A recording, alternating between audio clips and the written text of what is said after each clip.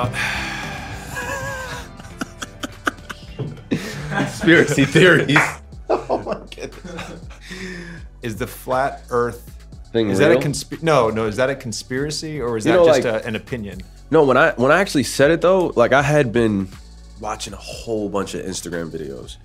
Meaning like I had the specific pages on Instagram that were like the truth given to you, and videos like this is the flat Earth and the horizon evens out only on a flat Earth, and I was just like, I didn't do as much research as I had, you know, in order to say something like that, because I was just ready to just blur it out like flat Earth, man, it's conspiracy theory. They want to get us, and you know when you start thinking about it, it's just like the actual intent behind it was just like do your own research. You know what I mean? Like and. Yeah.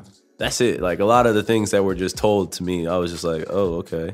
When you backed it up and said like, all right, do your own research, I like immediately thought of like just questioning authority, you know what I mean? Like, you know, figure out things for yourself a little bit. That's all. But like, what is on your Explore page that you are coming across these videos about flat Earth? Do you follow like conspiracy theory pages on IG? Like, but the thing about it, JJ, like I don't even follow, I can't even call them conspiracy theories.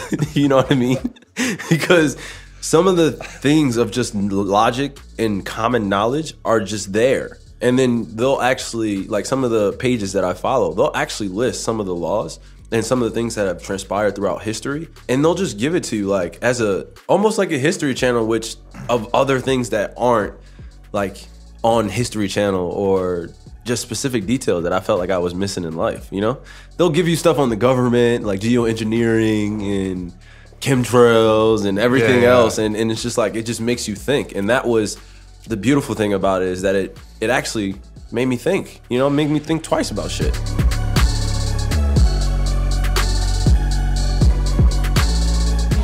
you chalk that up to fatigue of the end of a long trip or execution? Well, we got some really good looks.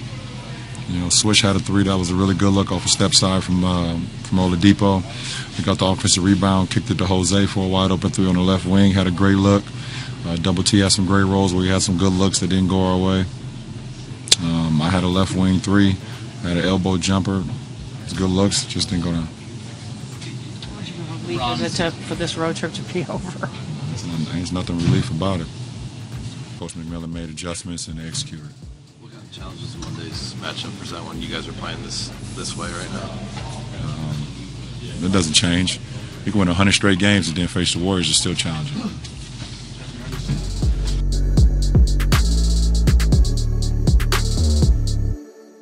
LeBron, it seemed like Lance and you were getting a little chippy there on the fourth. Did he say something to you that set you off the attack? No, Lance just a little dirty, that's all.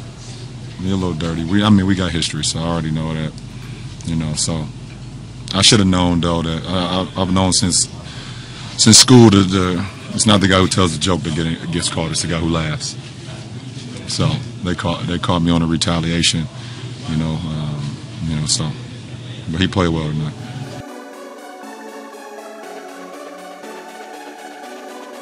I'm not trying to be the other team friend. I'm trying to be my teammates' friend. And when I'm playing against guys that on the other team, I'm not talking to you. I don't want nothing to say to you. I want to kick your butt.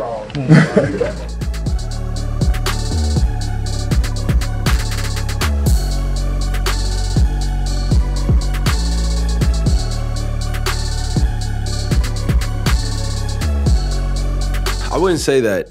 I wouldn't say I get bored. It's just that the search of a challenge consistently, it gets tough in the league sometimes because of how stagnant it can become, meaning that the routine, meaning that the travel, meaning that like sometimes the season that you're having, you know, and then of course you throw the media in there and things that can consume you as a human being of so much false shit. I freaking lose it sometimes. And in the disconnect between basketball and real life, yet they're so connected, but they're so different at the same time. And when I feel like if you lose that essence, then you can get bored and you can come to work and be unhappy, because we all know like there could be that one thing that someone says that you'll hold on to for 2 weeks, and then you'll shoot like shit for like a week and a half. And then you come back to your base and you talk to your parents or you talk to someone that is an observer and they don't necessarily have the same insight, but they have an opinion that you value, and they'll give you like man, just go out there and play. You've been doing it your whole life. In that 1 second, that one moment, you take it like it's the best thing that you done heard your whole life. and it's just like, from that point on, you're like, okay, I can do this. I can succeed at this. I can actually play and do my thing. And it's not about getting bored. It's just about the consistent challenge and being able to know that the trust in you and the belief in your talents is always there.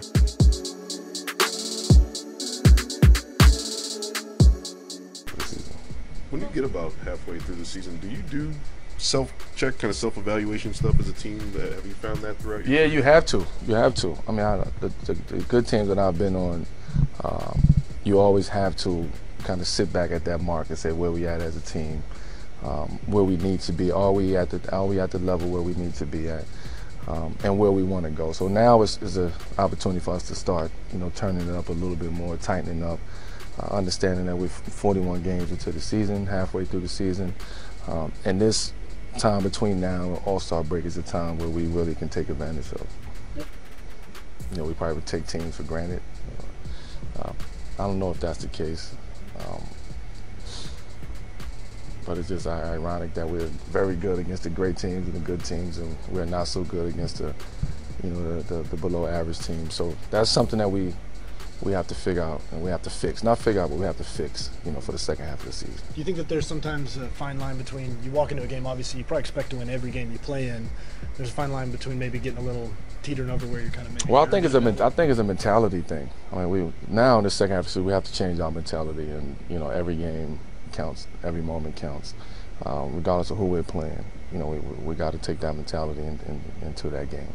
Was that not a mentality that you all played with in the first half? I'm not gonna say it wasn't that mentality. I don't really know as a team what our mentality was. We just going out there playing, and then when we get punched, it's like, oh, we got punched. Let's go out there and punch back. Let's start fighting back.